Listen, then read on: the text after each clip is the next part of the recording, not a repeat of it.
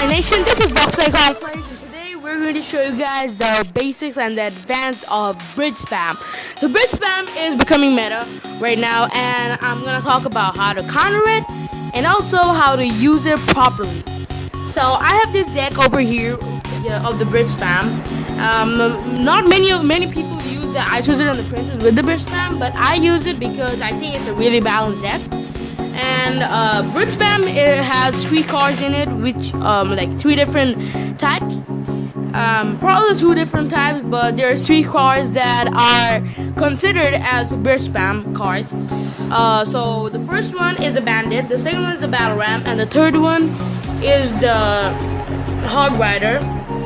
And if you guys want to, like, these are basically the bridge spam people use, but there are other kinds of bridge spam as well, which are the Mini P.E.K.K.A, the Prince, the Dark, and the Dark Prince. These 3 cards can also be bridge spammed when people use a card and like you just want to spam everything. And the last card that I think is bridge spam, but not a lot of people use it as bridge spam. That card can be used as bridge spam if you overcommit and like the other person might just use his or her balloon against your against your tower, and you might just lose. So bridge spams are made to actually overwhelm you as soon as you overcommit on the other side, so that you mess up in defending and also pushing on the other side, and the other person can actually just take down your tower and also just destroy your push with some simple troops, such as if you put a golem down, they're gonna just bridge spam with like I'm gonna do that as well. I'll just put down my bandit, my battle ram, and my goblins with my prince in the back and the zap. All actually falls into 10 elixir, so it's all good right there. Not really 10 elixir, but like you regenerate elixir pretty quickly, so it's not really that's not really a problem. And like and the princess will keep doing his job. And if you think that like a golem is coming at your tower, so you won't just not defend it, right? But sometimes you need to not defend it. If you have a tornado in your bridge spam deck, I don't know why people have tornadoes in their bridge spam deck, but if you have it, you can just pull the golem and bite some time and just keep rushing the king tower until it dies. So I'm gonna give you guys some examples right now of how to actually use it. So against I'm gonna show one lot when I actually messed up, and one time when I actually like finished him just by keeping pushing. So these are 2 different replays. So this is the first replay where I win because he actually elixir pumped at the beginning, not knowing that bridge spam is meta. Like, why would he not know that? So I went in pretty damn hard. I went in with my princess. He had to make a minion. He can't just take the princess damage, because the princess won't die at all unless he defends it. So that's what he went for. And then I placed down my goblins so that I can defend that. And he's gonna place down his baby dragon, which is gonna come to my Ice Wizard, and my Ice Wizard is gonna die. Then I'm gonna just bandit it because I knew that he might have a graveyard deck, and graveyard decks are really good if you get some damage from before. And also looking at his deck, I thought that it might have been X-Bow as well, but it was a golem. The chances of it being a golem was the max. So here I defended because I saw that he was like gonna crush me instantly if he actually went in harder than me, because he had the lumberjack. Here I messed up a little bit. I shouldn't have defended at all. I should have just ice golem and just pushing, kept pushing and just ice golemed again. And here like I actually messed up with that Ice Wizard as well. I shouldn't have placed it down there. I didn't know that he had the lightning spell, but I should have taken the damage from the lumberjack. Either ways, the tower is down. overtime is just starting. I placed down my ice golem at the back. So I think I placed down at the back. No, I don't, because he elixir pumped again. I went in super hard here, messed up again. I placed down my battle ram accidentally in front of the ice golem, but he's not gonna do anything. He's gonna push on the opposite side, thinking that he can defend this side, but no. I go in all out. Like, I went in with my battle ram. I kept putting my battle ram down, my goblins down, my zaps down. I zapped there, and like, look, he managed to defend up to the point that I can just poison it. I was laughing. I was like, okay, it's done. But it stops at two. It stops at 2. Then I just placed down my goblins. It was that easy. As soon as I saw his golem, when I was pushing, I was like, no man, you messed up. Now you lose. Golem decks are pretty good at the moment because a lot of people are using bridge spam, and golem decks are good at countering them. But if they mess up a little bit in the elixir and their cycle, they mess up big time and they lose. So here I'm going to show you guys a battle against another golem deck. Here I lost because I defended. Here the only reason I lost was because I defended. Okay, so the golem, he's probably gonna place down his golem at the beginning. Looking at this, so XS5 Hex XBG is just not doing anything, and he just placed down his golem right there. And I was like, okay, this is my turn. I needed my poison, that's why I waited a little bit on that. And he's gonna scar me, which is gonna mess himself up. And now my bandit pushed again.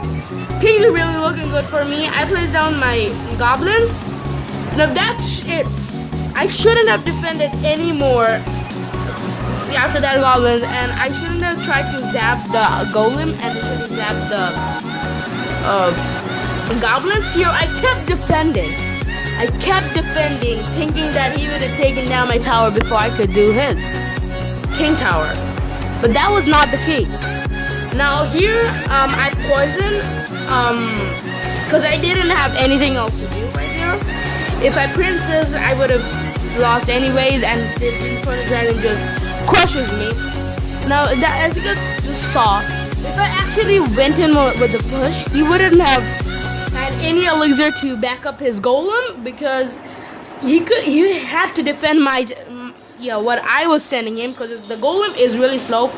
Meanwhile, the battle ram and the bandit are really quick with the goblins in the back and the poison for scar me. He would have been toast, but I just went in for the defense. That's why it's a bad thing. And now I'm show you guys another. Now I'm gonna show you guys some bandit techs against this deck. I think I don't remember which one I did the bandit tech against. So basically what the bandit tech is that you can make way for your bandit using the opponent's dart goblin, one dart goblin, princess, then the archers, and maybe even this one spear goblin if there is, because you can't just take out a swarm unit with a bandit. So I think the princess is the best for this, because the princess is really slow and it won't move a lot, and as soon as you bandit, it's gonna like go there and like look here. I banded it so that my bandit could kill that, and it would have went there, but he actually elite barb. Now here this guy has really high level cards, but I still managed to counter it. Elite barbs, and I still managed to counter it with some goblins. And then I look at that placement. It was 2 tiles above the king tower, that ice golem placement. As soon as the last goblin died, my ice golem spawned, and my ice golem pulled everything towards that, and like it died. And this here, my cycle was bad. I did not have my bandit in it.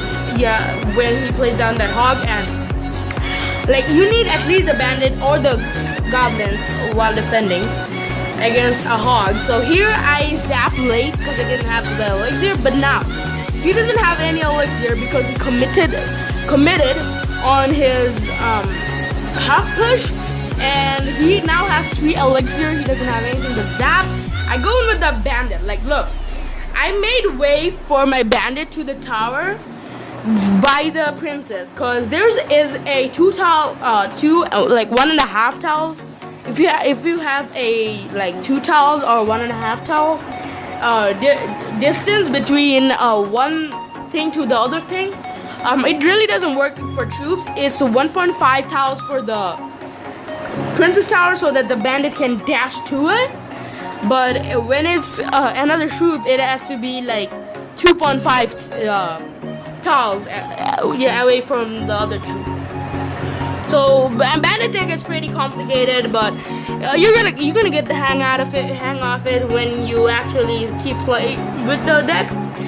You can swap if you don't have the princess. You can swap it out with anything, but you can't swap out the. You can't swap out the. You can't swap out the princess, but you can swap out the ice wizard. You can't swap out the bandit either. If you're a Brit spam player, you need the bandit really much. You really need it. Except when you're using a hog Brit spam. I won't talk about the hog Brit spam in this video, but if you guys want me to, I can make another video for the hog Brit spam. I probably will if you guys don't even want. Anyways. So here he has to have to do something to come back from that game. He has 200 damage. I have 200 damage, 84 damage on my first tower. I mean the tower he was attacking, but okay. I'm not scared because I know that he has a fireball. I actually baited that fireball right there because I knew that if he fireballed my bandit, I would have been toast with these elite barbs. Right here, the elite, like I poisoned as soon as I saw those minions, and right here, this one ice wizard did so much work for me, and that like it helped kill the elite barbs and the hog rider, and will help in the push. Now my bandit, as soon as I saw that prince, I was like, oh yeah, because my bandit dashed to it, and now it's gonna dash to that, and then I zapped instantly. But I did not have the elixir, so it zapped a little late. I did not want to poison right there because I needed to kill that tower before he actually does something. So I killed this tower with the bandit. I didn't even care about those minions. I placed down my zap and then my bandit on the princess, and then meanwhile I won. This was for this video, guys. It's a really fun deck to use if you guys want to use it. It's really easy to use.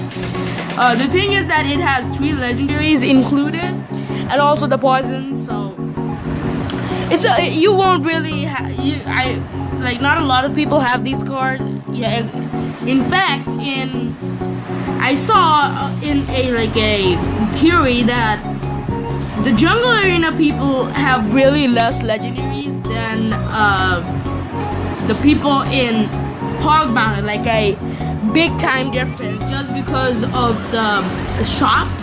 Like you can buy things in the shop, and like, oh, I got the legendary arena pack value again.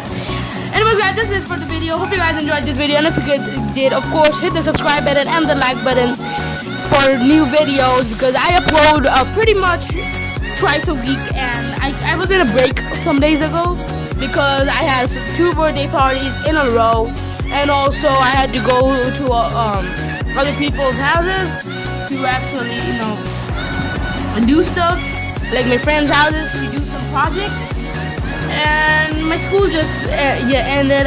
We have a 15 days holiday, so I'm gonna upload a lot these days. Yeah.